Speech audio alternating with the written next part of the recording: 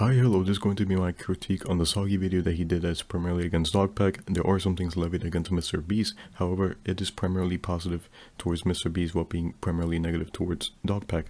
Now, there is a lot of good with this video and there is a lot of bad, but in my opinion, I would say that the bad heavily outweighs the good by a large margin. Just to give a quick example of a good point that Soggy just happens to hit, right? You have Feastables versus Hershey's bar, less sugar, less calories, and that is something that nobody cares about. So of course, we're not going to be focusing on stuff like that within this video because again, I don't want to be needlessly exhaustive and pedantic on a lot of these things. I don't want to be here all day. Now, a point that is negative and that just seems to be wrong, and by the way, this is a point that the internet seems to be holding in unanimous praise. Everybody seems to hold this up as if it's a well-regarded point. This is supposed to be one of MrBeast's and Soggy's stronger talking points within the video. We have the point of Feastables, their supply chain. Does it consist of child slave labor or not? It seems as though, and as I'm going to show a little bit later, so I do insist that you stick with me all the way through, it does seem as though it does in fact consist of child slave labor, and you're going to see just how stupid the presentation from MrBeast and Soggy is on their side, and how hypocritical it seems, and it's really dumb, and it's crazy that nobody's talking about this. And again, this is going to be like one of my stronger talking points, right? And again, this is going to be like my way to call this out.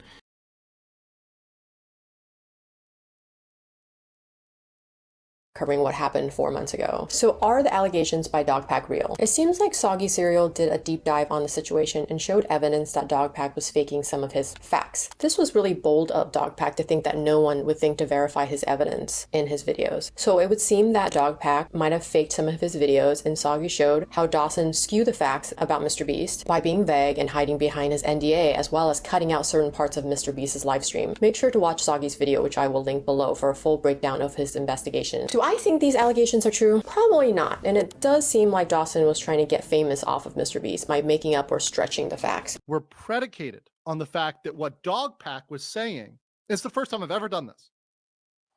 Ever done this. A lot of things were predicated on what Dogpack saying being true. And I said from the beginning, if Dogpack is lying, he's f***ed, because Dogpack is committing defamation. And so it's become clear, at least, that there's a strong case for defamation now against Dogpack. So if you haven't seen it, there's a video here called The Truth About MrBeast by Soggy Cereal. Now, I'm not going to play this whole video, but one part that you might want to get into is with Delaware. This guy Delaware. Also, an example of how well regarded this point is supposed to be on the internet. There is a upper echelon video talking about the interview from MrBeast, and again, I am going to showcase just how easily dismantled this point is if you just decide to put in even the smallest bit of effort. So it's kind of wild to me just how rampant and how widespread this issue is on the YouTube platform as a whole, where people just don't want to put in any effort. And you're going to see later exactly what I mean. But again, I do insist that you stick with me all the way through. Now, this video is going to be in chronological order, which is a bit unfortunate because the stronger talking points generally come towards the middle of the video. They come towards the end of the video. I do insist you stick with me all the way through. Besides that, it is not my intention whatsoever to misrepresent a point. It is not my intention to misconstrue anything that MrBeast or Soggy say in this video. There are going to be some points that I think are generally stupid, so I am going to be harsher on those types of things. Points that are of less severity and of less importance, I am going to gloss over and probably mention it real quick. And if I just don't necessarily care about the point, I'm probably just not even going to mention it. Oh yeah, one last thing, all of the evidence, timestamps, chapters and whatnot, I'm going to be providing it in some convenient manner for you in one way or another. It could be an infographic on the screen, it could be a document or links in the description, something like that. The point is that I want to make these as readily available for you and as primed for you as much as I possibly can, because at the end of the day, you shouldn't believe me, you shouldn't believe Soggy, you shouldn't believe MrBeast or Dogpack. You should believe yourself, do evidence of your own, come to your own conclusions, vet things for yourself. That's who you should really trust at the end of the day, because, you know, even somebody like me, even if I seem truthful, I could have some ulterior motive or agenda. You don't necessarily know that. The one last thing I'll comment is that people focus too much on the legality of certain things, when in reality they should be focusing on their moral codes and ethical values more so. Of course, so many things on the legal side, of course, matter, right? Because so many of those things align directly with our moral codes. Take, for example, illegal CP or the age of consent. But you also just have to take note that at the same time, as much as the law can be predicated on things like logic or on goodwill or whatnot, it gets a lot of things wrong. And at the end of the day, it's like you are just an outside spectator for a lot of these things, right? And at most, all you can really hold MrBeast accountable for is going to be on whether you decide to watch his videos or not. If you decide to hold him accountable and just think he's a scummy person or whatnot, things like that. All of the legal matters, those are for the lawyers to handle and whatnot. Anyway, thank you. By the way, this is going to be one of those points that I gloss over real quick. So the story goes from Jake Weddle that supposedly he heard from other employees while at his time at MrBeast that this other employee, nicknamed Delaware, is nicknamed So because they apparently committed crimes in the state of Delaware and are subsequently not allowed to go back to the state of Delaware. Soggy showcases within this video that extraditions are actually very rare, and then on top of that he showcases that the nickname actually seems to stem from something while Delaware was still at Best Buy. The point is, it's more so, the argument also stems that they didn't intentionally hire an RSO, but there does seem to be an RSO that was employed at the end of the day. Soggy says this within the video, and then MrBeast further goes more within the interview, stating that he didn't intentionally hire an RSO, that he doesn't really have any recollection of necessarily what happened, and that Jimmy's mom would not have allowed for this to happen in the first place, and she wouldn't allow her son to be around an RSO. I'm going to showcase that at the end of the day, even if this is true, there is still wrongdoing done here, and at this point doesn't really necessarily hold any water. To improve his content. So, as a dumbass, impulsive 19-year-old randomly thrown into fame, he went to his local 19-year-old MrBeast didn't do background checks. Should Jimmy take responsibility for making that mistake? Yes. Yeah, so this is the classic young and dumb argument that you hear so much. By the way, this line of argumentation, I have so many gripes with it, but I'm not going to go over it in this video.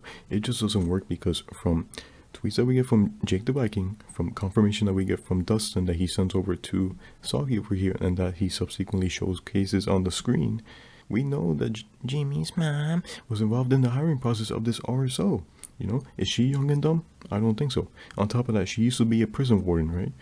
I think it's pretty common sense that even if you are in a position that you've never been in, such as Jimmy's mom, when she was now the head of HR for the MrBeast company, why didn't she apply anything that she knew from her previous job over to this new one, right? Even if you don't necessarily do background check as a prison warden, right? The point is that you are privy to the fact that bad people are going to be, you know, try to join a company at any time, and she was around bad people all the time, and she wouldn't necessarily let a bad person be around her son, right? On top of that, I think the Delaware comment that they make is also pretty dumb. Like, it basically just boils down to, actually, it turns out you're wrong. Delaware is a RSO who is allowed to go back to the state of Delaware, as opposed to not being able to go back to the state of Delaware. It's just such a dumb clarification that they make, and I don't know why they spend so much time on it. Anyway, that's it. Again, pretty quickly here. So the context is that this is Soggy interviewing a former MrBeast employee. He gives out his name and the time of employment. The point is that he had a conversation with Dogpack or somebody related to him, or with Dogpack's investigation. The point is that he had a conversation. This conversation was then recorded and then was used in the second Dogpack video in order to further Dogpack's goals. My main thing with this is that I don't necessarily trust this interview, and this is something that speaks pretty broadly to a multitude of points within this Soggy video, but you show some evidence, right? But you don't necessarily definitively prove that this is the person who showed up in that recording. Again, the voice is distorted. There isn't a one-to-one match with the voice that is in this video with the recording that is in that second Dogpack video. And even if you do come back and you clarify on this later, Soggy, you should have done this in the first place. This was your due diligence and you just failed to do so. My other issue with this interview is that he mentions, oh, I got financial problems from that second video. He never mentions, it's very vague in terms of what the financial problems are. That's as much as he comments on it. And again, if he doesn't necessarily want to go into details for privacy reasons and whatnot, I do understand that, but at the same time, that doesn't really help your case whatsoever. Other issue is that there was a cease and desist that was specifically, as far as I can tell, it was sent out in July 31. The employee within this interview mentions that the conversation took place 2 weeks before the second video. Now, my issue in regards to this, and by the way, it's not definitively proved, but I'm putting this out there in the air, so again, we can get further clarification, is that this interview took place 2 weeks before the second video. Now, if you check the timeline, right, the first video came out exactly 2 weeks before the second video. So this means that the conversation took place exactly right when the first video came out, which I have doubts about, because I don't think that would have been Dogpack's primary concern in regards to this. Like, he would have been way more concerned with the first video coming out smoothly, with that there were problems, that the reception was nice or was expected, and he was checking out the environment. Now, you could say that at the same time he did the recording on that day. Like, he could have even done it before the first video came out, because once the first video came out, he wouldn't have been able to get this information out of somebody beforehand, right? But again, there is just not necessarily any confirmation around this, so I don't necessarily know. But my point regarding to this is more so that it would have been pretty weird for you to have been talking about this while a cease and desist came out, right?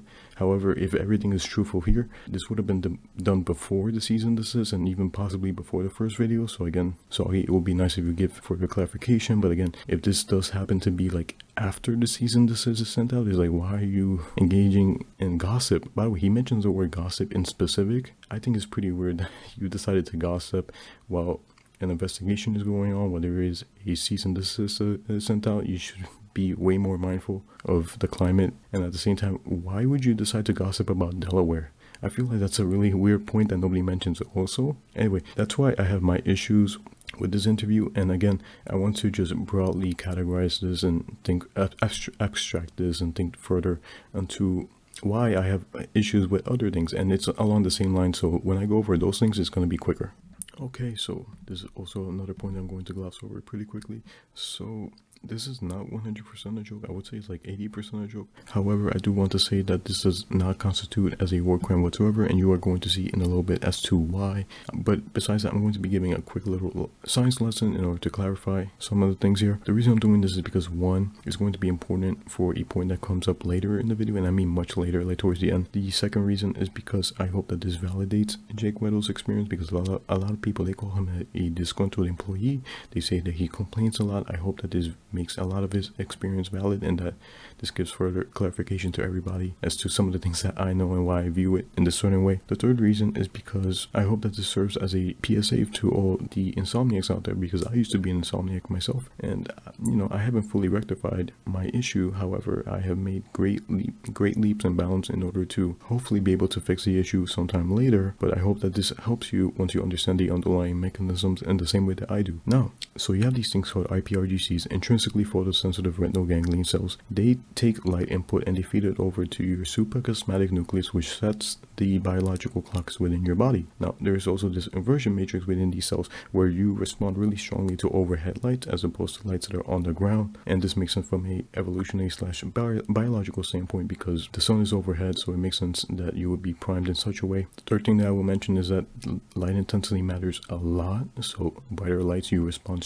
much stronger to that, and then again, it primes your body more to be in a wakeful state. The other thing I would say is that the spectrum of light also matters a lot. So you respond really strongly to 450 nanometers, which is blue light. By the way, for this conversation, we're going to be constraining ourselves to RGB, red, green, blue, because those are going to be like the lights that you're going to find within all the electronics and whatnot that you use. The point is, you respond more strongly to blue, then green, then red, right? Now, all of this stuff is really important. Do keep in mind, it will come back later. Trust me, all of it, right? But when people mention that Jake Weddle is just complaining and that, oh, maybe some other reason as to why he's not able to sleep, you have to keep in mind that those lights could have been extremely bright. They all seem to be overhead. There could have been a lot of blue light, and then on top of that, it could have been shining those lights at the time where he was supposed to be going to sleep. This is important because you are not supposed to be getting light input around the time that you go to sleep. There's supposed to be darkness, because then you get a secretion of melatonin. It brings on the sleep onset and whatnot. The point is that you're not supposed to be getting light at certain points, and this is why people aren't able to sleep. In part, there could be a lot of issues, trust me, but this is definitely just like the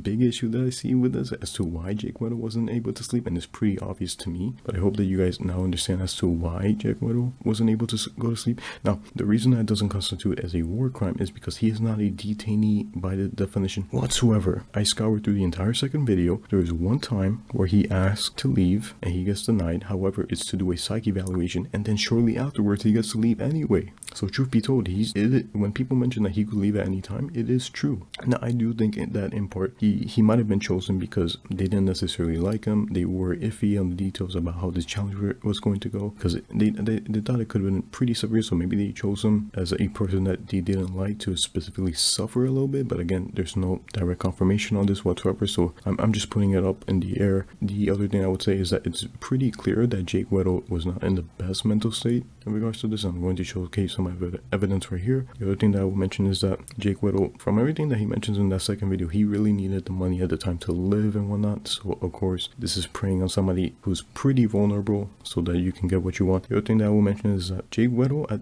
around this time, he got let go from the company, but they brought him back for this challenge. So you could see from his perspective, like, he looks at this as like his second chance of being able to join the MrBeast company. So of course he doesn't want to ruin this opportunity, because this could be his way of getting back as to something that he used to have and make a living again. And then the very last thing is that he also, a lot of people, according to his words and whatnot, they worked hard on this set, right? And he doesn't necessarily want to belittle or demean the work that they did all throughout, because it would really undermine it if he were to just quit pretty quickly afterwards. And there's a lot of people on there. He doesn't want to disappoint them, so you also have to keep that in mind as to why things transpired the way that they did. And I wouldn't necessarily hold Jake Weddle. Okay, this is one of the actual more important points, so I'm going to be talking slower to add extra emphasis and to give it the comprehensive deep dive that it deserves. Now, by the way, this is the free entry disclaimer, and it says that free entry is available on the site.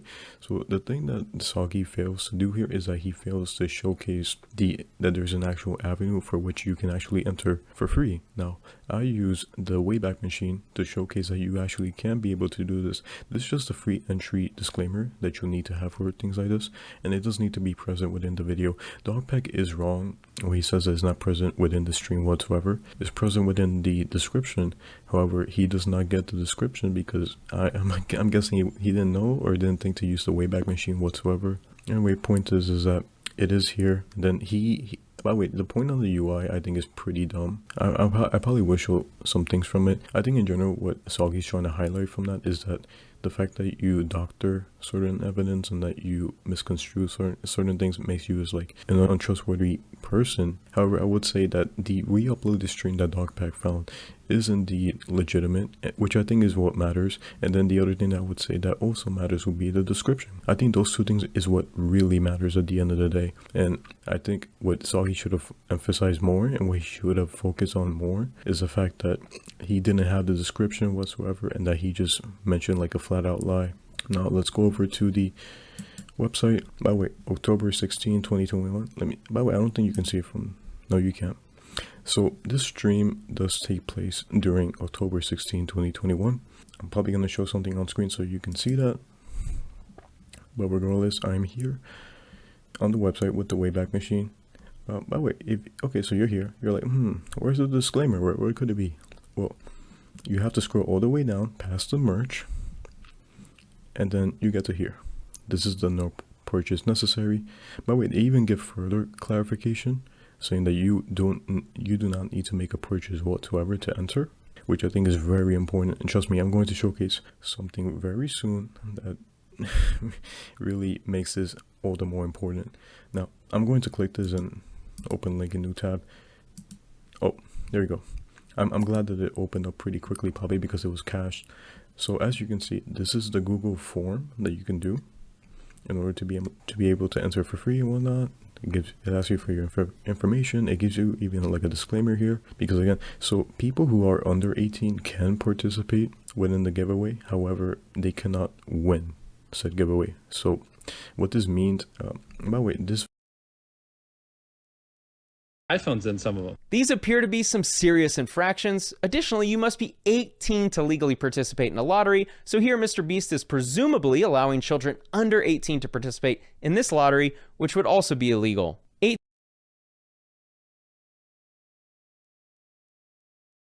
Video has to do with MrBeast is going to choose 100 people for, yeah, the first annual MrBeast games.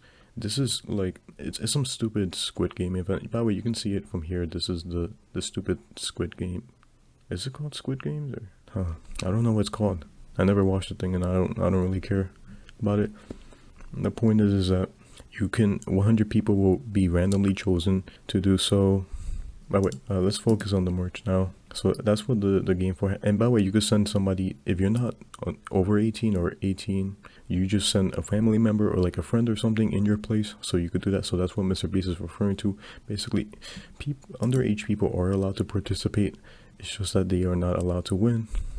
Now we have this. By the way, this is going to be one of the important points that I'm going to bring up.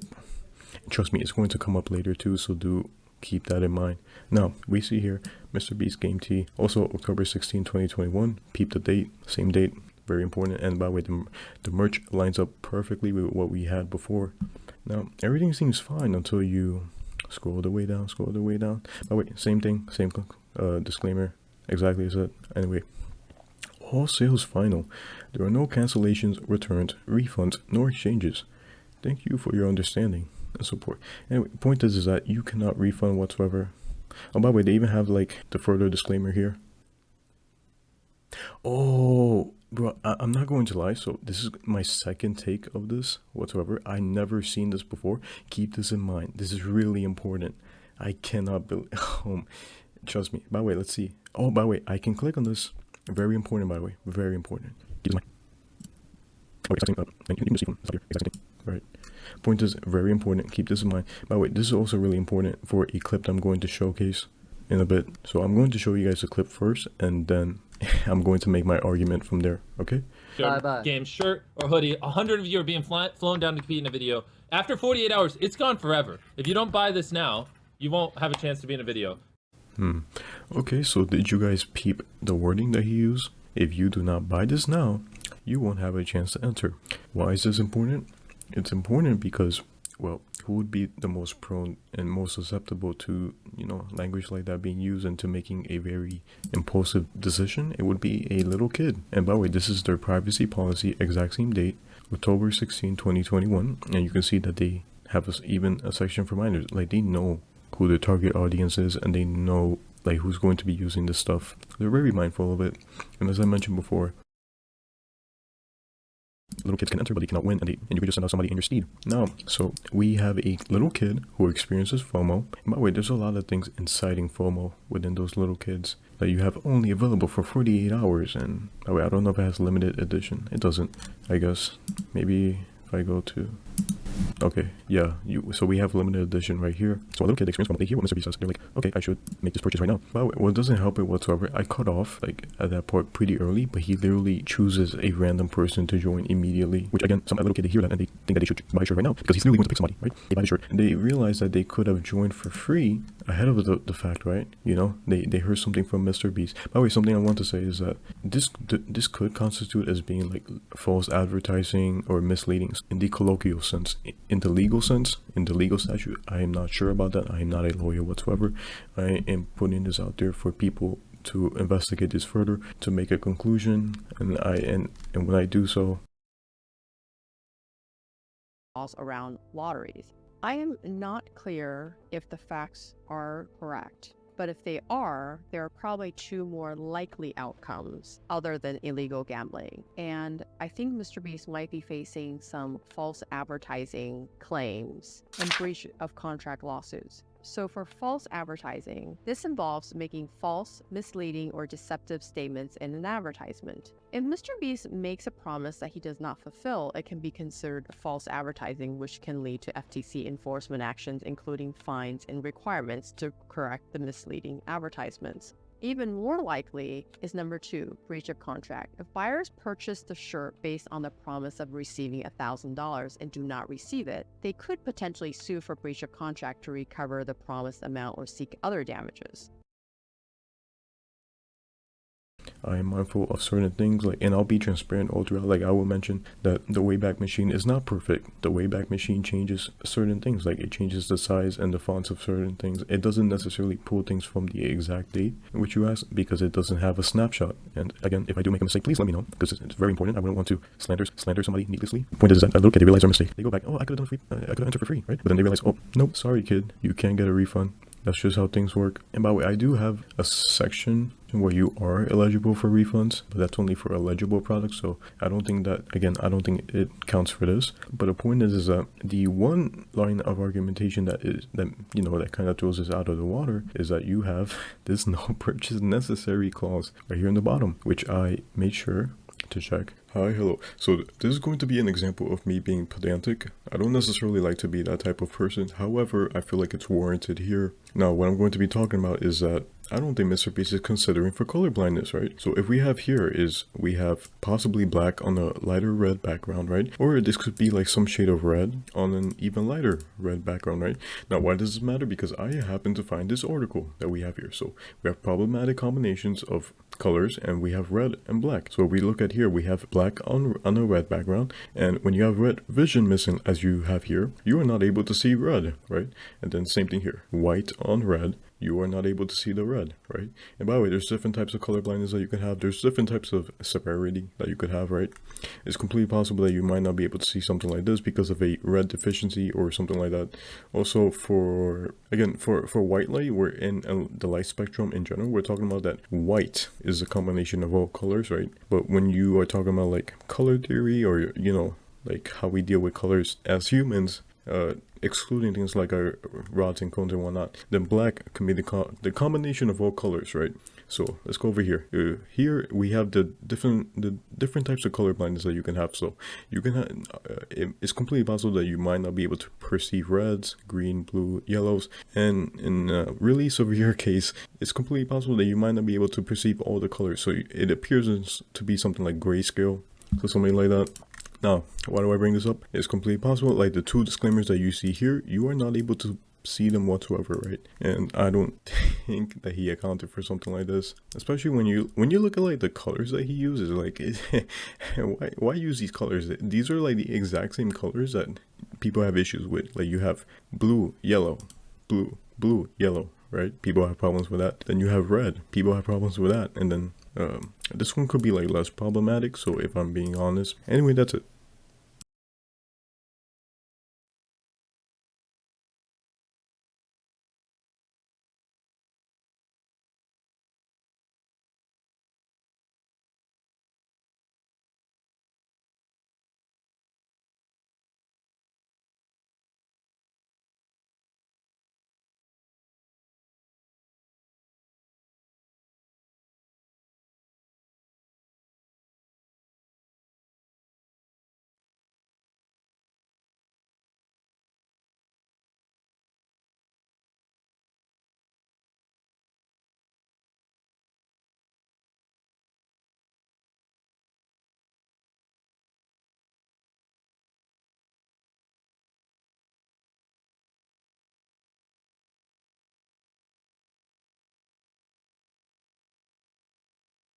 That it doesn't need work, which is why I have to read. I didn't do it before, but I mean, on screen, possibly. I might have done it by myself, I'm not sure. But the point is that you have it here, right?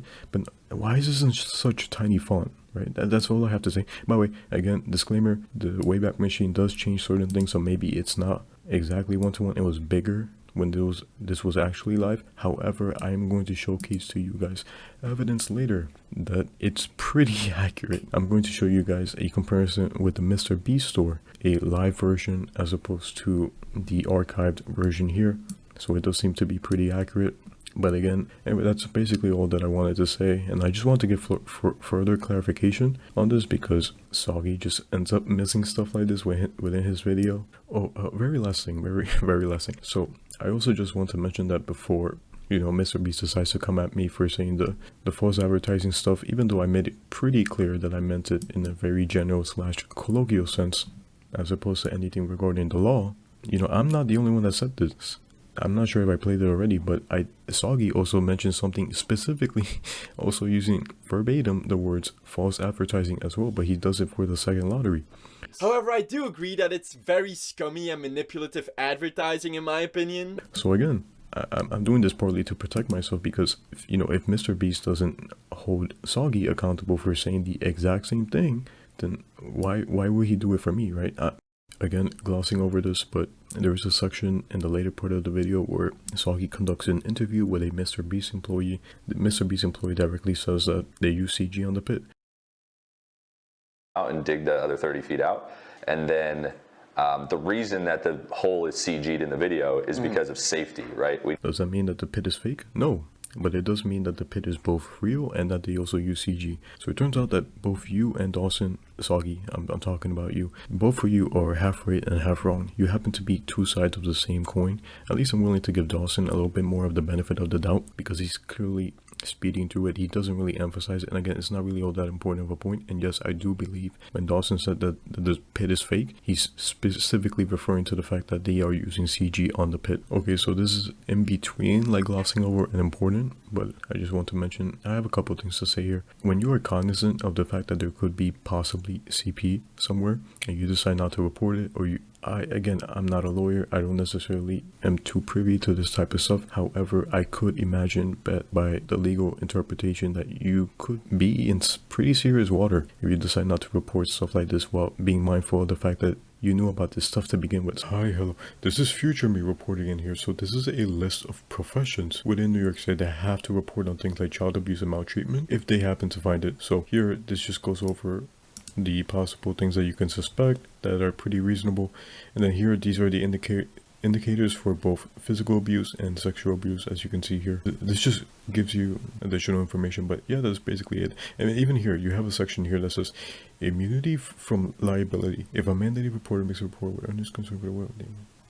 Yeah, but this essentially just tells you the same things I was just mentioning about before. If I happen to include it at the right timeline, where you can make a report in good faith and you won't be held liable in any sort of way. And then here you have penalties for failure to report. Anyone who is mandated to report suspected child abuse or maltreatment and fails to do so could be charged with a Class A misdemeanor. Yeah. So again, this is exactly what I was just mentioning about before. And then I would also say that CP would fall within this category as well. Anyway, that's it.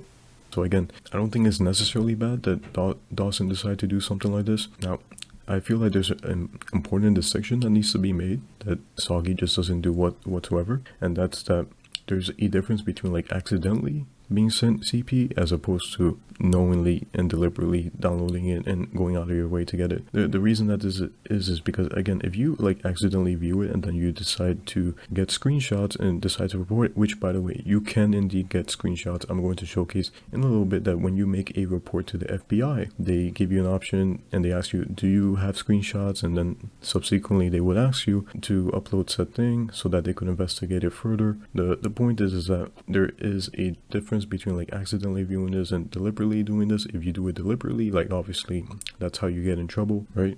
But if you just happen to do it accidentally, nothing is really going to happen to you, truth be told. If something, when they might start to do something, is that when you have many repeated offenses of accidentally viewing it, like at that point it's very fishy that you just somehow always seem to be in possession of these things, or that you see these things and whatnot. Like, of course, like the law is going to hold you accountable perhaps in certain cases like that, where they might advise you to do something different, like your habits need to be changed and whatnot. Anyways, I guess the other thing that I would say is so when Dawson and Rosanna, when they show the alleged CP to each other, right? If this were 100% CP, then it would constitute as distributing. Like if you share your screen or you show it to somebody else and you kind of like move your laptop over so the other person can see your screen, like that would constitute as like distributing CP if it were actually CP. So I just want to make that distinction real quick and that clarification. On top of that, they supposedly confirmed these chats also with other people with other employees and whatnot to make sure. If they ended up showing that, then again you could get in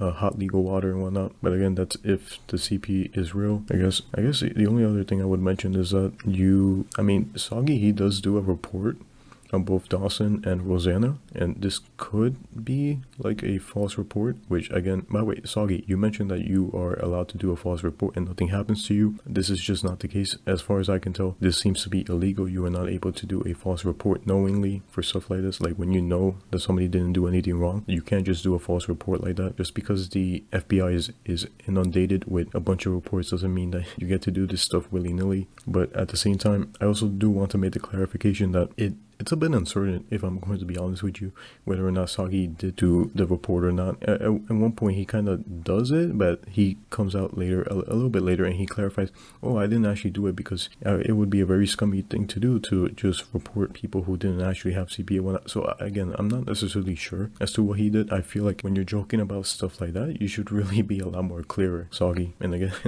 if you did a little bit more research, you would have known stuff like this and you wouldn't have played around in the way that you did. Anyway, that's it. By the way, I completely forgot to mention this before, but Soggy, by your own logic that downloading something like this and possessing it would be CP, how would you know whether or not the chat does have CP? I will say this, according to Rosanna and Dogpack, they do mention that there's 1,000 chat messages and whatnot, and then there is one photo of alleged CP, and then this got confirmed to not be CP, right? But the point is that you don't necessarily know. By the way, Dawson and Rosanna, I'm sure they didn't necessarily go through every single thing within the chat, so I'm sure that even they don't know if there is or not, if there is or isn't. Oh wait, this whole video just sucks. I just want to, my bad, when I say the whole video, I'm talking about the alleged CP Dawson and Rosanna video. So I will say that, like, I do agree on Soggy when it comes to that. However, by your own logic, you don't necessarily know if there is CP or not, but you present it as if there is no CP within the chat. We just don't know. And again, I'm myself am not going to check it. So I you know, if you consider that as like a concession on my part to you, then sure, I don't necessarily disagree, but I hope you understand when I say something like this. But that's the thing. And also your argument kind of hinges on Dogpack and Rosanna, that you're taking them at their face value and that what they are saying is true. But it's kind of weird because you mentioned Dawson as being very manipulative, as being a liar, being an untrustworthy source. So why, I just think it's pretty fishy how at certain times when it benefits you, you take his side, and then other times you don't. And by the way, there is a way for you to argue about this and argue around it. But again, I'm not necessarily going to do that for you. That's something for you to do. But yeah, that's all I wanted to mention. Also, on this point that Soggy is making here, I do feel like it's pretty disingenuous. Like the idea that Dawson is suggesting right here, like it is a legitimate idea that you could implement. I'm not necessarily sure if it is like a good idea or not, but it is a very legitimate idea. And even how he mentions it is like also legitimate. Again, I'm not necessarily like a woman. I'm not knowledgeable on this type of stuff. The one woman that shows up within this entire debacle, Rosanna, she mentions how it's a great idea, right? And then on top of that, like even Dawson, like from the evidence that we are presented here, like he also mentions that it's part of Breast Cancer Awareness Month. And it's true. I'm about to showcase right now that if you go here, hi, this is me coming in after the fact. So as you can see here, you can do breast reconstruction surgery if that is something that you want. That is an option that you can possibly look into if that is something that you are interested in. And you can specifically get it after breast cancer treatment if you want. And I guess if you wanted to hold Dawson accountable for something, is that what you would do is that you would point out just how weird it is that he's kind of insistent on said thing. But honestly, I don't really care. This is really just the only point that I wanted to make in regards to this. Anyway, thanks. By the way, even if this giveaway is legit, okay, air quotes around legit. So when I say legit, it just means that he actually did send out the phones to people who subscribed. So it's exactly a Soggy. By the way, he just shows some example. But I'm not gonna go too much into it, to be honest. Like I could be super pedantic, but I don't necessarily want to do that. The point that I'm trying to illustrate here is that as far as I can tell, for things regarding stuff like this, where you ask people to subscribe or to enter a giveaway where you can win a phone, you are not allowed to do this, as far as I can tell, in regards to YouTube's contest policies, right? So if we go over to here, I have it highlighted over here. Your contest must be free of charge to enter. Don't forget. By the way, one clarification I want to say is that these rules aren't very explicit, and I don't know why it's worded like this. I feel it's a bit confusing, so I will admit that. But I do think it does point to the fact, and I always hear about how you're not allowed to do stuff like this on YouTube to begin with. Like if you do something like this, you either do it through a third party, such as Gleam gleam.io, something like that. I've never done this, so that's just what I heard. And on top of that, you do it through like the comment section or something like that, but you don't necessarily do it through a subscription, just like that. Anyway, if we go back to here, you can consider when this says free of charge to enter, you can consider a subscription as not being a free way to enter. Like it, you know, like obviously it technically is, because it doesn't cost you anything whatsoever to click the subscribe button, but I'm just saying that maybe perhaps by YouTube's policies and their interpretation, this doesn't constitute as being free of charge to enter. So I did just want to mention that, which is why I highlighted it. This other point I think is a much more pertinent one, and it just pretty much says that these metrics include numbers of views, likes, dislikes, or subscribers. So, and again, you're not able to misrepresent genuine viewer engagement with the YouTube service. Now, how does that relate to this point? So essentially, I would imagine genuine viewer engagement just has to do with people of their own accord choosing to subscribe.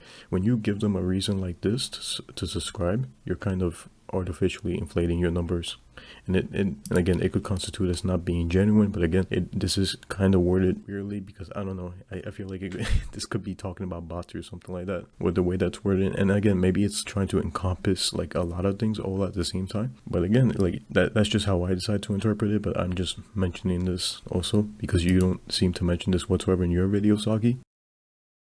And here we have the partnership between Tony's and Barry Callebaut. By the way, for this whole discussion about the supposed slave labor, this is their very own website. By the way, when it says UK, it's just talking about like their UK chain or whatever. By the way, I'm not sure of the lingo and whatnot, but I'm sure you get what I mean. Point is that I'm not going to go over this article in specific, just because this is just basically the I can fix her the article. Like, it doesn't matter. It's very PR and company corporate speak and whatnot. Like, it's pretty cringe, I'm not going to lie.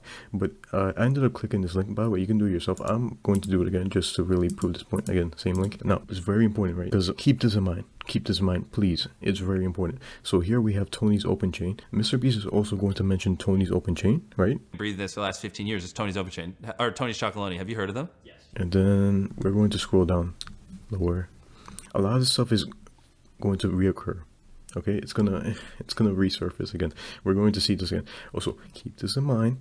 MrBeast is also going to mention the living income reference. I didn't think fair trade, they're certified, but 100% of them, we also pay living income reference price. So it's basically a living income reference price. So Hey, so this is future me coming in here. So I wasn't going to look into this originally. However, because I was going to give MrBeast the benefit of the doubt. At the same time, I just don't really care all that much. But again, like, if I'm going all out for this video, then I might as well. Now, I'm gonna skip over this part. This is the part of interest, is that when you see a product with a fair trade certified label, and that's all we need to see. So if MrBeast's Feastables is fair trade certified, then there should be a fair trade certified label on it, right? This is the picture or whatever that Oompa decides to put up on the screen. So again, if I happen, this could be a very good case of them contradicting themselves, right? No spoilers, I mean. So if you are fair trade certified, you should have the label, right? So anyway, I happen to find some example of chocolates that are fair trade certified and they have the label on there. So we have Dio chocolate, right, which has fair trade over here, and by the way, it says fair for life. I don't know if that means the exact same thing, but it could. But point is fair trade, right? And then we have divine chocolate, right? So if we see here, we have fair trade certified label over here, right? So if you are fair trade certified, you would have it on the label as we have it per here, right? But as we're going to see, I can't find it whatsoever. By the way, I try my best to look at the backside of this bar, but I just cannot. I really do try my hardest. Again, if we go over to here, I can click on a multitude of things. You can see here, it's not here. Like, it's not here at all. You never get to see the backside of this. By the way, I'm going to save you guys the trouble, because I checked this for myself. So I happen to find this, for example, something at the backside, and then same thing here. We have this as well. Where else did I see it? I saw it. Okay, so now I just can't find you. Whatever. So point is that we can see it here. Please tell me them. Okay, so the point is that I just can't. You just can't really see it, right? And by the way, you don't see a fair trade certified label at all. So if you don't see it from the front, because again, I checked over everywhere for this. So you have all of these, you cannot see it whatsoever. Like not at all. At best, when you go on the website, if you look at what types of certifications that they have, and by the way, the reason that you would check the website is because if it's not on their product, then it would also be on the website, right? That would be the logic. So if we go over to the website, the most that you can find is this Rainforest Alliance certification, right? Okay, but where's the fair trade certification? Like, if you would have it, you would, okay, but you will plaster it over here on the screen if you did have it, but okay, 2022, so you don't have it, right? This is me checking over some of the chocolates more. Again, you cannot see the backside at all because they just never have it present. But as you can see here, you see a bunch of bars. Do you see fair trade certification? I don't, not at all, right? And what are we? So this is 2023. So by the way, same thing here. Like you try to look at, you can't really get to see the back, but I showed you examples that the back just doesn't seem to have anything. So if we go over to here, we see the same thing. Rainforest Alliance certification, right? So you have your certifications here because you have this one, right? But where's your fair trade one? You just don't have it. Okay, and then now modern time. So this is 3 weeks after the interview comes out. By the way, keep in mind that this is after MrBeast made that whole interview about how he's fair trade certified, how he does it. So if we go over to here, oh, by the way, this is, I'm getting ahead of myself, so let's start from over here. So by the way, if you go through here, you don't even have any certifications at all on the front page, right? You used to have it before, right? And if you had it before, why don't you have it now? It just seems like you probably just don't have it. That would be my guess, right? This is the shop. I mean, I don't know what I said. I'm not gonna go through the trouble of showing you guys. I already did it for myself, and I could not find anything. So ethical sourcing commitment, right? So if it were to be anywhere, it would be here, right? If you are fair trade certified, you would have the label here because you don't have it on your chocolate bar, right? Where else would you have it? So we go here, leader. Well, by the way, this is important. I glossed over it in the beginning, but I'm going to go back into it a little bit again. The point is, it's not anywhere. Like, you can't see it at all. Just these pictures, right? By the way, however, I did happen to find a mention of fair trade certified within this website. So I went over to their FAQ, and this is the only mention of fair trade certified at all. That you go to here for feasibles. Ethically sourced must include both fair trade certified. But again, this doesn't tell you that they are fair trade certified at all. This just tells you that this is what they consider to be ethically sourced, right? Only mention of it, by the way, in their FAQ. Only mention of it. And oh my God. Anyway, I feel like this is pretty self-explanatory. Point is that they just do not seem to be fair trade certified at all. They make mention of it, but it doesn't seem to be anywhere. So literally only the only mention that they have at all. And as already showcased, like if you are fair trade certified, you would have it on your chocolate bar as well. And again, it just seems to be completely contradicting again what you have on screen, but nobody fact checks this. Nobody bothers to check at all. Anyway, that's it. Thank you.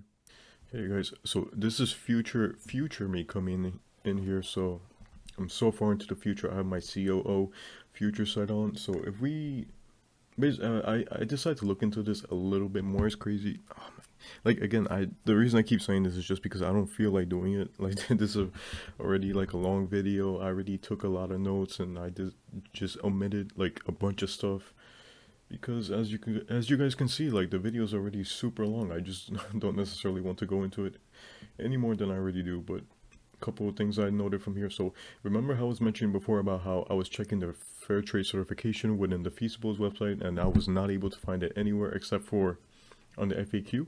So if you look over here, you have Feasibles website discusses how they use fair trade certified products under what is ethical sourcing. So as you can see, Oompa also links over to the FAQ. Okay, so again, when I told you guys I could only find it within the FAQ, that seems to be the case because Oompa was only able to find it there as well. The other thing that I wanted to mention is that I clicked on this link remember how I was mentioning before about how Oompa doesn't really check this type of stuff, and then he just puts up stuff on the screen, puts stuff in the description that he just doesn't really care. Well, this is going to be like one of those examples where this is the fair trade website, and then if we scroll down to here, oh, by the way, you guys remember how I mentioned Divine Chocolate before? How they are fair trade certified? So yeah, you see them come up again. Interesting. But here's the interesting part. So we have fair trade certified brands that we work with.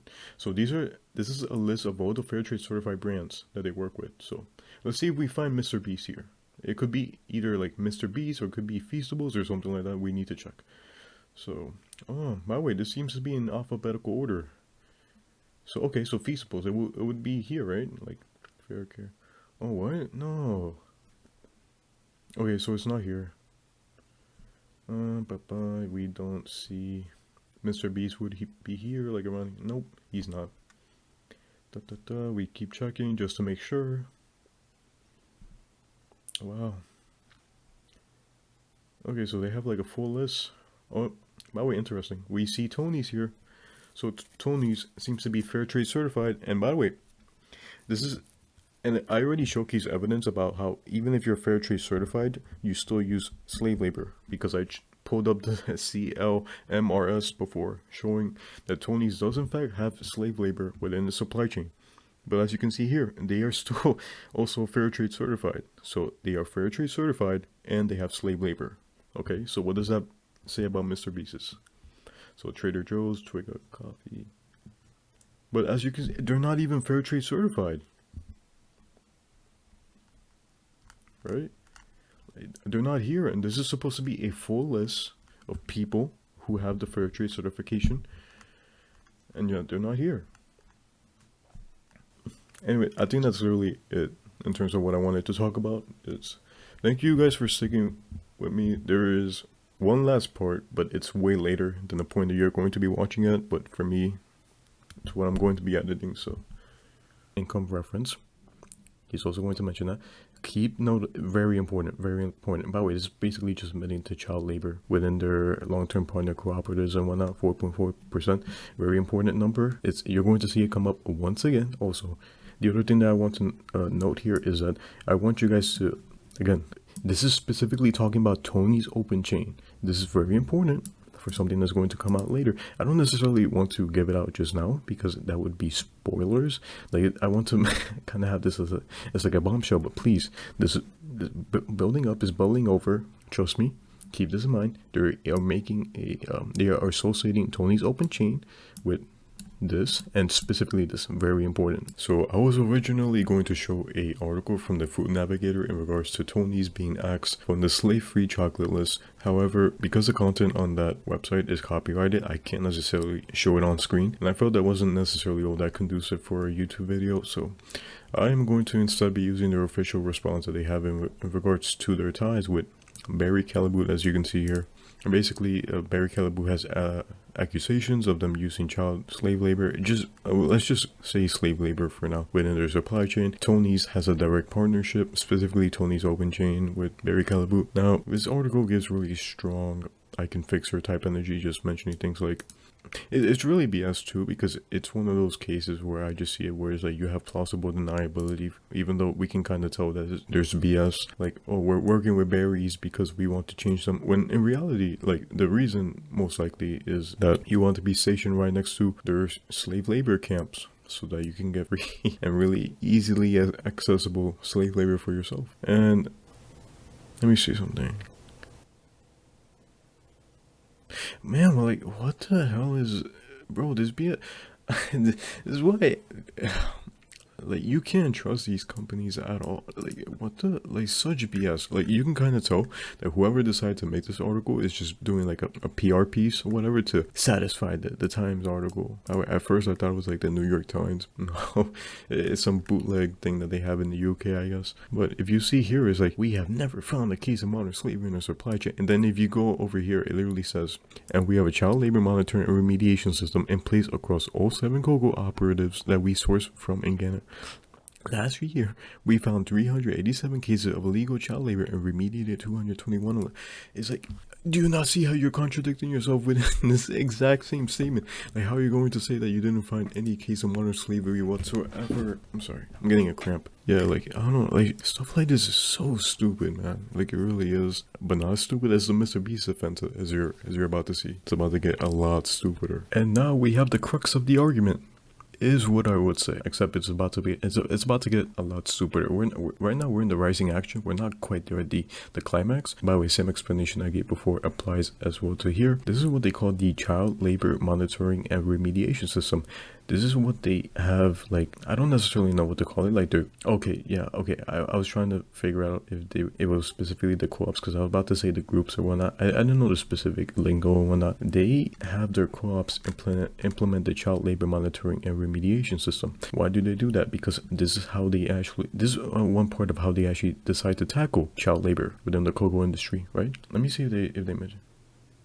Yeah, so you can see here, it aims to get a child out of child labor within the period of 6 to 12 months after the case is found. Yeah. Anyway, by what you're going to see, by the way, keep in mind of this picture is going to come up again. Keep in mind. By the way, keep in mind of a lot of, again, so much of this stuff just reoccurs.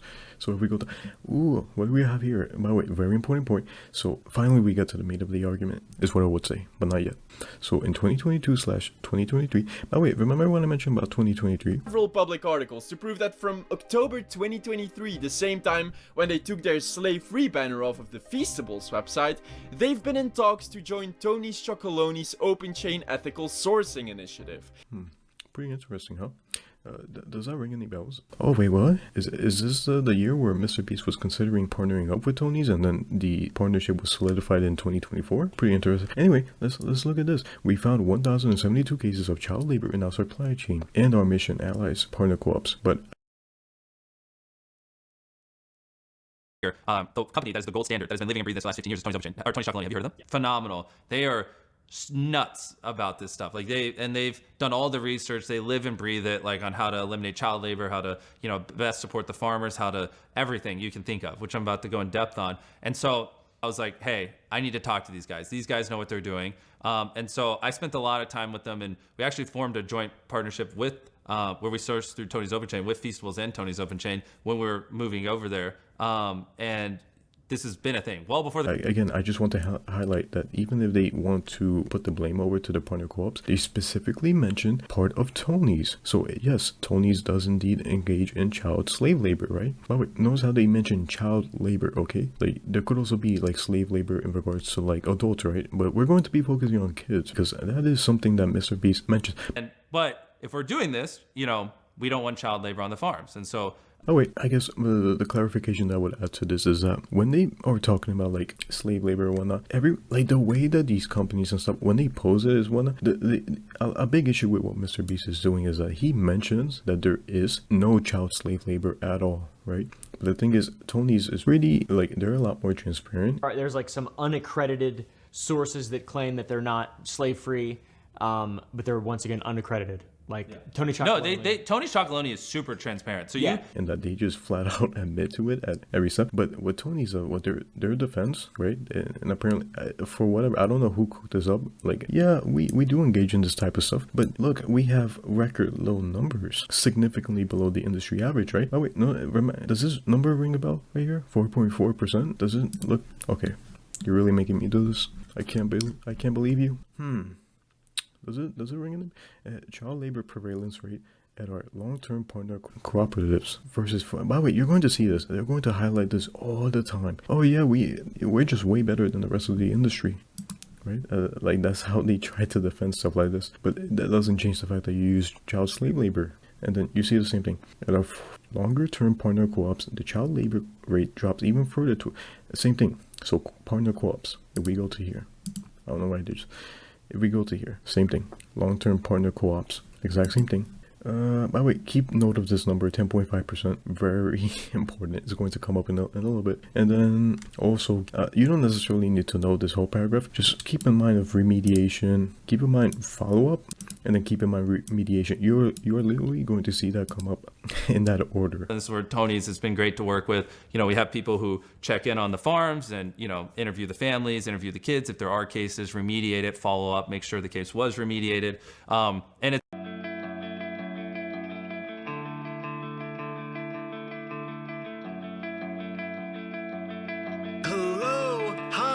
I'm a 2019 guy. I don't need drugs to get high. I have Soylent and wine.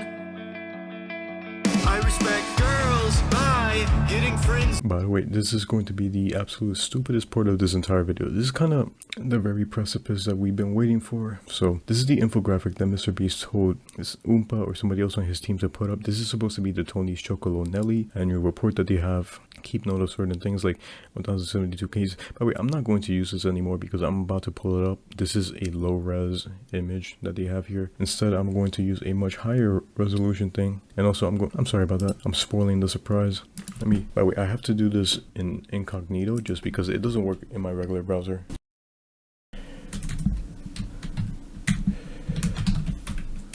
By the way, weird setup. I actually type a lot faster. Don't believe what anybody else tells you. Anyway, I'm doing this because I want to show you guys that you guys can be able to do this yourselves, right? You don't have to just take my word for it. I'm literally using Google and stuff like that. This is literally Tony's website. So homepage. Now, if I want to get the annual, get out of here. If I actually want to get the annual report, then I'm going to go to Our Promise, Annual Fair Reports, read the report. Okay. Now we're here, Annual Fair Report. I don't know what they have. They always try some stuff. Let me see. By the way, just to make sure. Yeah, they call it on Annual Fair Report. Anyway, exactly the same thing that MrBeast is referring to. And here we are. This is the exact same image as you can tell. Again, I'm going to show it again. Exact same thing though. Just higher res, and we're going to be looking at this partly because I want to show you guys that this is what exactly what they are referring to, and you can find it for yourself, but also to go over how stupid this is. So if we notice here, honestly, I'm just going to go straight into it. So 1072 cases found here. Notice the picture here. If I am going to go here, and then we have 1072 cases of child labor found 2022/2023. Exactly what they have on there in the infographic. I'm gonna go back now. What else do we have here? So we have 10.5% at all partner co-ops, right? So let's go back here. What do we have? Oh, 10.5%, significantly below the industry average. When combined with the cases, we are still closing from the results in the child labor rate. By the way, so I mean, it does mention here Mission Allies Partner Co-ops and Tony's. So again, it must be referring to that, but they aren't very explicit. Anyway, the number just happens. So, but don't worry, I mean, that is for sure definitively. I'm sorry if my wording isn't exactly correct. It's just, I don't think it needs to be. I feel like this is super self-explanatory anyway. Like here, 10.5% at all partner co-ops. And then if you go here, like in the previous sentence, I mentioned Mission Allies Partner Co-ops. So obviously they are referring to this 10.5% is what this is referring to. However, they just don't explicitly mention it within this sentence. It didn't necessarily trip me up. I just didn't know if you guys would see that connection. Again, it's self-explanatory to me, but get out of here. And we have 4.4% at longer-term partner co-ops. Keep note of this number, 4.4%, because where have we seen it before? We have seen it, of course, at a longer-term partner co-ops. The child labor rate drops even further to a notably low 4.4%. This is not the only time that we have seen this number, by the way. We have also seen it here. Child labor prevalence rate at our long-term partner cooperatives. This is the exact same thing. And here, again, the connection between Tony's open chain and this number that they have here. When they are talking about Tony's here, they are talking about Tony's open chain. Okay? I just want to mention that because I feel like that could be the line of argumentation that MrBeast can use. I'm trying to dispel that immediately. But wait, that's not even like the stupidest part, right? So if we know, so we have cocoa growing households participating in the CLMRS.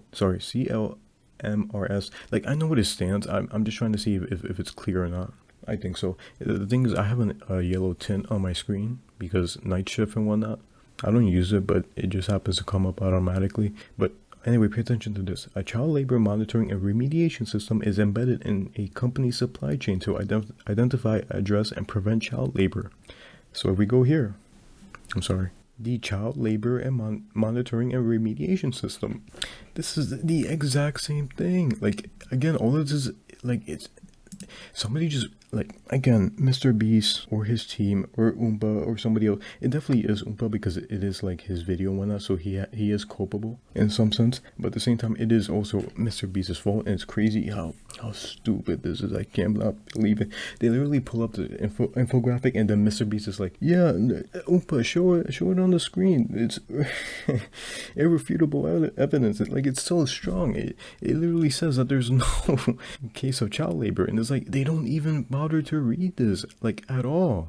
Like, no evidence whatsoever. Oompa doesn't do anything. I don't know. By the way, people say that he's nice. Maybe he is nice, but obviously he's stupid, and he doesn't even put any effort into his videos, would be my guess. I don't really watch the guy, but at the same time, it's like, how do you even mess up like this bad? MrBeast is obviously playing like damage control. He's going super hard, so he's just saying whatever BS so that people cancel him even harder. Pretty obvious. Like, this is irrefutable evidence in regards to all of this. And same thing to all the other YouTubers and stuff like that who do like coverage of MrBeast and whatnot, what he does, and you guys make millions upon millions of views, and yet you can't even bother to do the simplest of research. And then you have me. This is my very first video, no guarantee of success whatsoever. I don't know if this video is going to do well or not. I have no connections with anybody, and yet I put in way more effort apparently, and I'm way less stupider than so many of these other YouTubers. Like, you guys are just such rejects. I just don't know. Again, it's upper echelon. He's like, oh, he covered all his bases, he did so good, why couldn't he do this with every other point? And then you have pretty much everybody else is kind of saying like the same thing. And the thing is like, I'm not the only one who says this. Let me see, my boy Peter.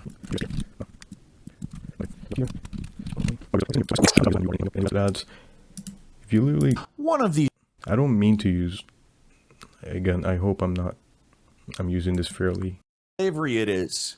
You see, Tony sources cocoa from Barry Callebaut, who in 2022 was subject to a U.S. lawsuit brought by human rights organization International Rights Advocates for slavery. Tony's is slavery chocolate. Tony's response was not great. They posted a 3-paragraph statement on their website entitled, "Why We Still Won't Say We're 100% Slave Free." The first 2 paragraphs summarize their mission and how difficult their mission is. And the 3rd paragraph goes like this. So, is there illegal labor in our supply chain? The short answer is yes, but we have never said differently. And we are glad we know about it, because then we can eradicate it. Imagine if Apple was that glib about slave labor being in their supply chain.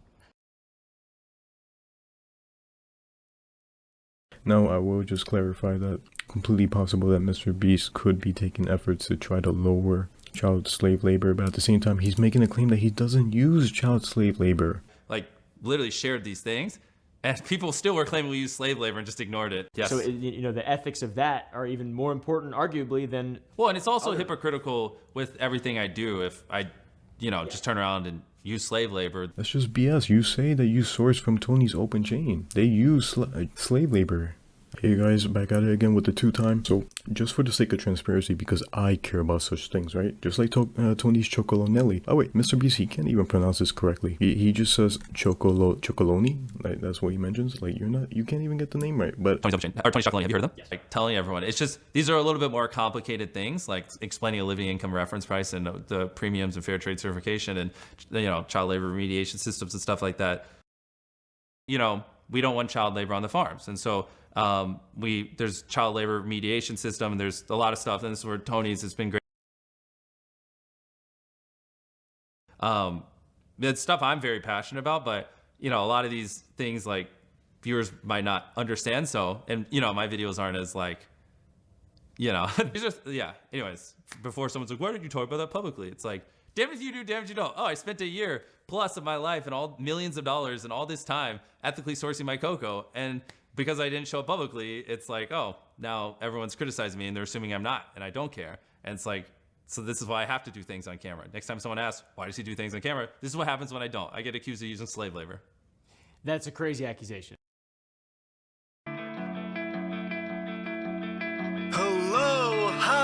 I'm a 2019 guy. I think science is a lie. I am offended online. I'm fragile and shy. I don't really go outside. I don't have friends, that's why I am offended all the time. I've been over there. I've worked on these farms, literally. I mean, I could probably send you a video if you want to throw it up on screen, so it's not just hearsay. But I mean, I didn't film this stuff for this. I just did it because I really wanted to know. And I mean, this is something I was working on. I mean, sometimes 4 or 5 hours a day for like months straight, like 4 or 5 months, like because I really wanted to make sure we are ethically sourced, and we have the. This is why it's hilarious how people are like claiming we unethically source our cocoa. And I'm ready to lay this out because everyone who said I use slave labor and I don't care, I hope you delete your videos because you were literally spreading severe disinformation. But again, if you want to go with the argumentation that, oh, it's just a tough name, and sure, I understand that, but again, I just think it's crazy. You can't even get the name right. And then same thing, stuff like that also explains why he calls it child labor mediation system instead of child labor monitoring and remediation system. It's because he can't get it right? So that's why he mentions things like that, and it seems to be slightly off. And the reason that it's slightly off is because he doesn't necessarily know what he saw. But again, the fact that he is knowledgeable on this type of stuff does showcase that he is making an effort possibly to reduce child slave labor. But the thing is that you make the claim that you don't use child slave labor. But if we're doing this, we don't want child labor on the farms. And so, okay, that's the issue that I have with it and that other people have with it as well. And again, I don't necessarily notice anybody really mentioning stuff like this. I see some people, but I never see them mention in relation to MrBeast. So again, I just want to clarify. They get their sourcing from Tony's Open Chain, as I already showcased before. We actually formed a joint partnership with, where we source through Tony's Open Chain with Feastables and Tony's Open Chain. Here's a direct one-to-one association with the 4.4% number that they show here. Tony's Open Chain right here. If you go here, you see the same number show up, and they specifically mentions Tony's. Okay, so when they talk about Tony's, they talk about Tony's Open Chain. That's what they are referring to, right? And again, they could be making moves and taking the steps in the right direction to reduce child labor in the cocoa industry. But again, that's what you should be saying. You shouldn't be saying that you don't engage in child slave labor. Now, I know why you do it, because you're not as transparent as Tony as how they are. And again, and you are just trying to do like damage control and PR stuff and whatnot. But it's just so pathetic, man. Like, you need to change your, like, you just need to be honest about this and just come out forward, because again, this is really pathetic from you. Hi, hello. So I'm not necessarily going to try to wrap everything up. But I'm going to be trying to tie some loose ends. So if you remember, I had some articles I pulled up earlier and just some mentions of like Tony's working with berries. And you might be wondering, why did I do that in the first place, right? Well, part of the reason is because I want to showcase the similarities between Tony's working with berries, supposedly sourcing from them, as I have within the article that I have linked down in the description, but I couldn't show it myself. The point is that they work... Tony's works with berries. They supposedly source from berries, in part. They could also be doing stuff of their own, but they definitely do get things specifically from berries. Okay, I'm going to just come back to this. I want to do this part first. So remember how I mentioned that there was something that I wanted to come back to before? So... oh wait, here you can see like a couple things. Oh, this is important. What I wanted to mention is that Feastables has joined Tony's Open Chain, a leader in transforming cocoa supply chains, as its latest mission ally and its first major U.S. chocolate brand to join the initiative, right? So here we get a mention of them being the latest mission ally, right? And then if we look at over here, we see as a mission ally. So Feastables is a mission ally of Tony's, right? Why is that important? Because if we look over to here, skip over this section, part of Tony's and our mission allies partner co-ops, right? Now, what is the child labor rate in terms of these mission ally partner co-ops, right? We see here that it is specifically 10.5%. And then, by the way, this is him mentioning. I guess I'm going to mention it now, because I might as well. I guess you can kind of consider this as me being a bit pedantic, but I'm going to be doing it. I'm going to be that guy. So if you actually pay attention to what MrBeast says, specifically at this timestamp, he mentions that at 142, like 143, pretty much like around this point, like literally just like a few seconds. So you can just take this timestamp and then just click it for yourself. I'm not going to do it just because it might mess up with my audio, but he mentions that he switches his supply chain when he teams up with Tony's, right? Now, this is important because I showcase a lot of evidence as to the fact that Tony's has slave labor within their supply chain. Then MrBeast, he sources from Tony's. So then the logic stems that he's using slave labor for his own, right? But the part that I see no one mentioning is the fact that, and this is really dumb, I think, but MrBeast is making like this whole argument like his partnership with Tony's led to no slave labor whatsoever. What happened before you switch your supply chain? As you mentioned yourself, you switched it over once you did the partnership with Tony's. Where things are the worst and the most unethical. So when we were switching our supply chain to West Africa as we are getting bigger, the company that is through Tony's Open Chain with Feastables and Tony's Open Chain, when we were moving over there, and this has been a thing well before. How much slave labor did you have then? Because if you have a good amount of slave labor with Tony's now, then what does that say about Feastables before, right?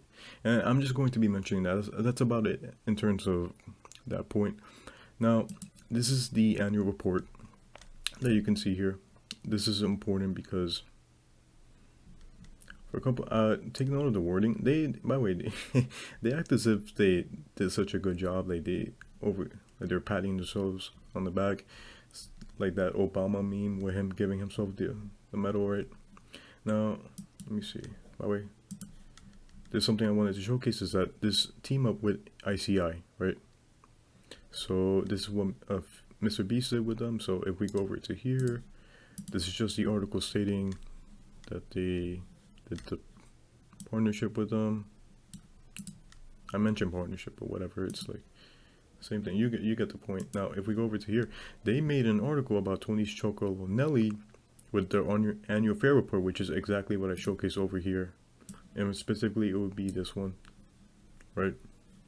And of course, so much impact. So much impact. Another chalktastic year. By the way, it's going to be important for something I'm going to showcase within the same article.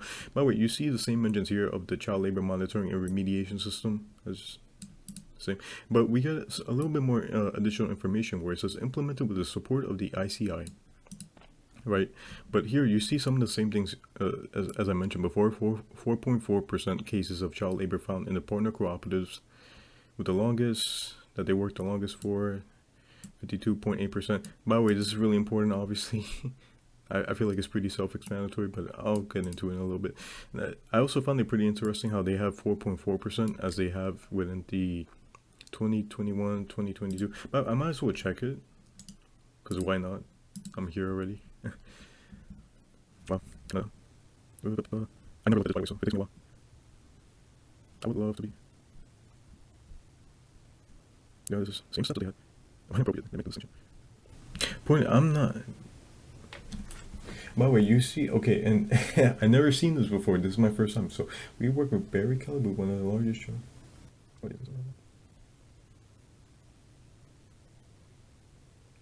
Wow. Yeah, okay, now we found it. So the rate of child labor is 4.4%. At Tony's Open Chain Partner Co-ops, we have worked with the longest, 36. Yeah, this is just corroborating what I saw before. Now, if we go over to here, if you notice, oh, by the way, they mentioned for 2023 that they want to reduce this number to under 3% at its long-term partner cooperatives. They failed hard. This is the data for 2022/2023, and as you can see here, for at our longer term partner co-ops, the child rate drops even further to a notably low 4.4%. They literally didn't even move the needle at all. You completely failed, right?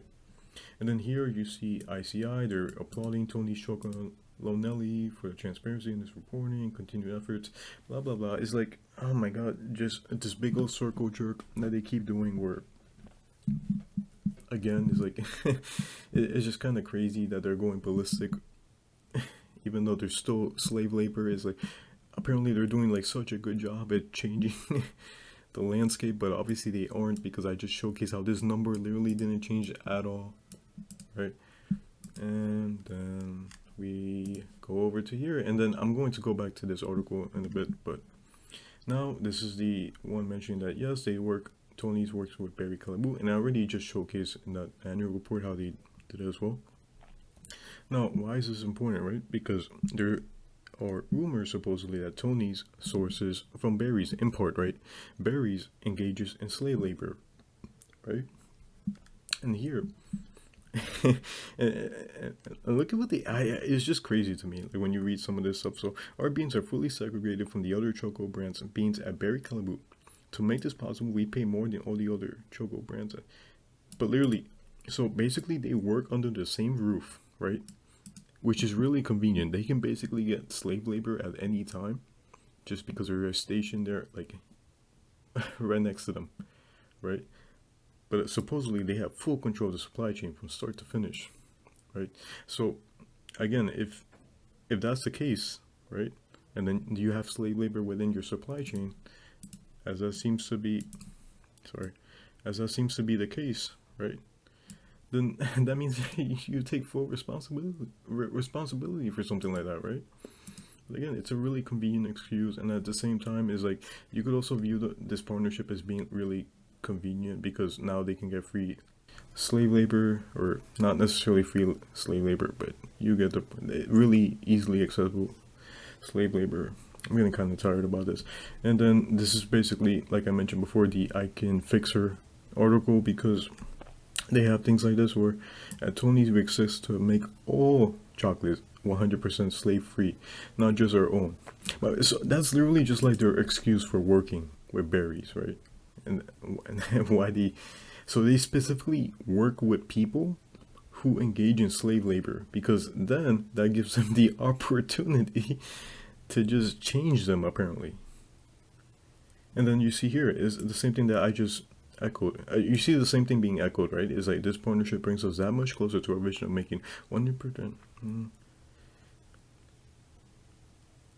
Right? Setting up shop right beside Big Choco means that we're able to prove firsthand that it's possible to be pursued and still be 100%.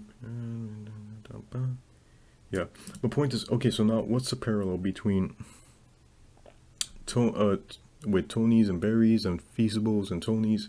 So basically the parallels is they source from berries, so they get slave labor that way. I already showcased a bunch of times how they literally are stationed like right next to them, making it really easily accessible. They have slave labor within their supply chain. Now you have Feastables. With Feastables, it could be the exact same thing where they are stationed right next to Tony's. We specifically get told by MrBeast that they just source from Tony's. Tony's has slave labor, so that kind of the logical conclusion would be that MrBeast uses slave labor himself. And then the same thing, if Tony's can be stationed right next to Barry's, then why couldn't that be the same for like Feastables with Tony's, especially when MrBeast just seems to be taking everything out of their playbook and just copying it pretty much exactly, and he mentions like they're the gold standard and he just uses everything for himself. And then we finally go back to here about a pretty big wrap up. I think this is the very last thing I have to say about this, so but my main intention was just tying up the loose ends and whatnot. So MrBeast, he mentions, so we have here they signed an agreement in May 2024, and this coming harvest will be scaling up their partnership. Basically, their partnership was solidified in 2024, but they were in talks in 2023. So when you see this is like, oh, but this was in 2022/2023, we didn't necessarily, we weren't a part of that. There's no data. There's nothing really to suggest of that. But again, I have my doubts, and I'm about to showcase that in a bit. So it's really unfortunate in a sense because, as you can see here, the one for 21-22 came out in 23, January 12th. So logic dictates, and as I already saw here, I'm making this video in like middle of December, right? So we only have this, right? It just makes you wonder, where's the 23-24 report, right? And supposedly that's, from what we see here, that's going to come out next month. So I might make an update to this video, right? If that is something that I find interesting, just to really just come back full circle on this and really prove my point. But now finally, the very last thing I have to mention about this is that we see here 52.8% cases found in its newer partner cooperatives, right? Why is this important? It's important because MrBeast partnered up with them in 2024. He would be these newer partner cooperatives, right? And if you look at here, if you still have 4.4% with the longer partner co-ops, right? And then here you have it with the, my God, I'm like, and then here you have it with the newer partner cooperatives are 52.8%.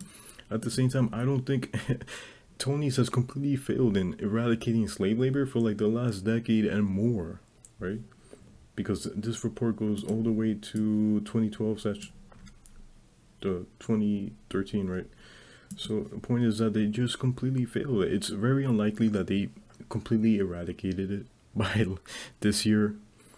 So, and then again, this does not bode well whatsoever for MrBeast. Like, this just makes it all the more likely that you did in fact engage in slave labor. You know, like all of the evidence is just against you. I don't know what else to say. On top of that, you, like even here is like, this is fishy. Like you just partner yourself up with shady people that are just super weird, like who are just praising Tony's despite having slave labor as they already have here, just because they have low numbers or something like that. Like again, like none of this just spells out anything well for MrBeast. Thank you for sticking with me. Yeah, that's it.